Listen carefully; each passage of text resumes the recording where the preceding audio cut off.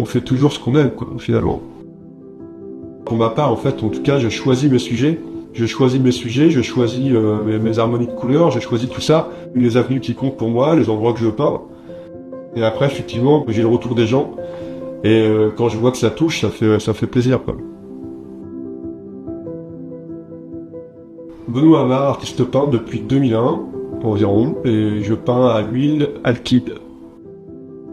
J'utilise souvent des couleurs froides comme les bleus de Prusse, comme les bleus indigo ou les bleus cyan aussi.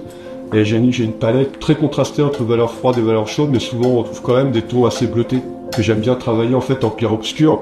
Je pense que ça colle bien au paysage urbain que j'ai envie de dépeindre, et puis que c'est des couleurs qui me touchent, voilà.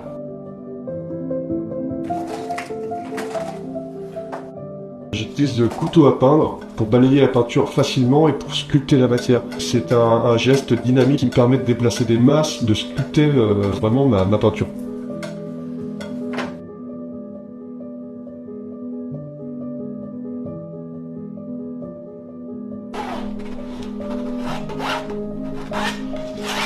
J'avance sur une toile comme ça à tâtons, où à un moment donné je précise quelque chose, je le floute, je l'enlève, je le remets, je le floute, je le déforme, je viens hacher quelque chose comme ça pour remettre derrière, je l'estompe, après je le refais. Il y a une limite à ça, c'est qu'il faut pas se perdre dans son dessin, quoi. C'est-à-dire qu'il faut pas que les choses se déplacent, il y a des lignes qui sont là et qui viennent fixer la composition dès le début et qui ne bougent pas. Et puis, je crois qu'il y a une grosse partie du travail se fait avant le tableau, en fait, on a quelque chose dans la tête.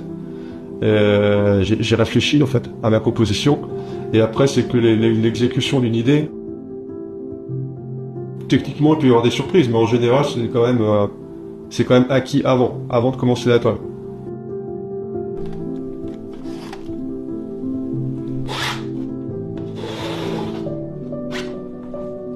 Je prends toujours des lignes de fuite et des points très très précis dans le tableau, parce que je peins des endroits qui existent et j'essaye d'être vraiment le plus proche possible de la taille des bâtiments, de la perspective, de tout ça, pour essayer de coller un peu à la réalité.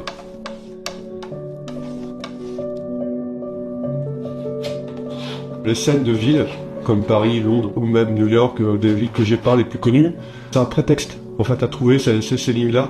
C'est un peu comme une gymnastique où j'essaye de regarder, de voir ça sur les photos que je prends.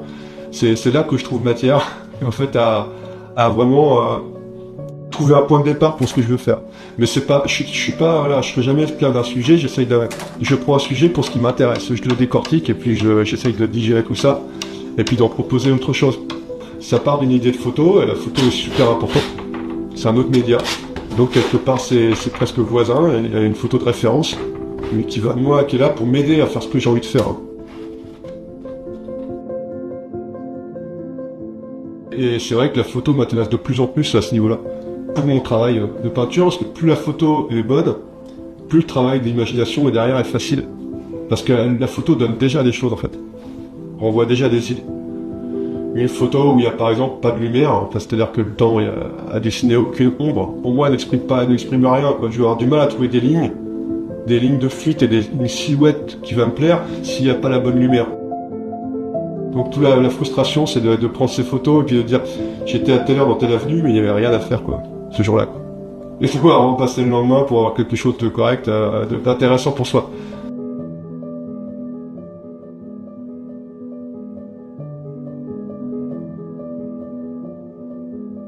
Le pinceau a un but complètement complémentaire à la fin. Les touches au pinceau me permettent d'harmoniser par petites touches toute la toile en fait, avec des détails graphiques. Et en fait tout ça, ça donne une harmonie au tableau.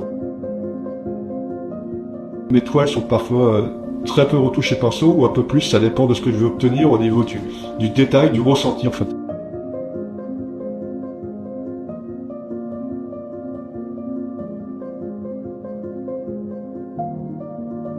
J'ai toujours ce moteur d'avancer, de trouver, de chercher, d'améliorer ma technique, d'essayer de trouver des choses.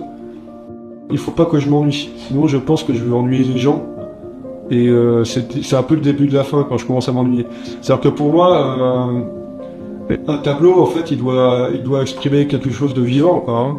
Quand je termine un tableau et que je le signe, il doit être cohérent. Avec son côté imparfait.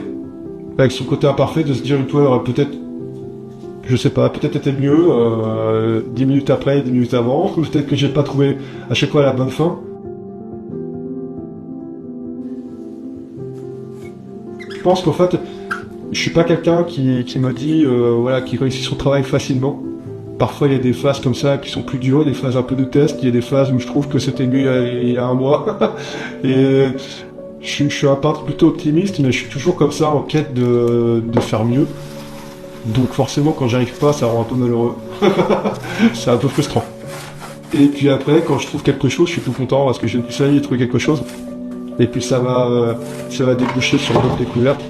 Et je pense que c'est ça un peu qui me tient, en fait, et qui évite que je me lasse et puis que je me répète de trop. Non, il y a cette frustration de pas arriver au résultat que j'ai dans la tête, mais qui est pas très grave, que je relativise avec les années, parce que c'est un peu le but du jeu aussi, c'est-à-dire que je pense que si j'arrête de chercher, je m'ennuie, et donc ça sera jamais parfait, et je chercherai toujours, et que si un jour je me dis bah j'ai tout trouvé, que c'est parfait, c'est super, j'ai plus rien à faire, et là il faut que j'arrête de peindre. Mais ça tient à chaque fois du petit miracle quand même. Trouver une solution quoi.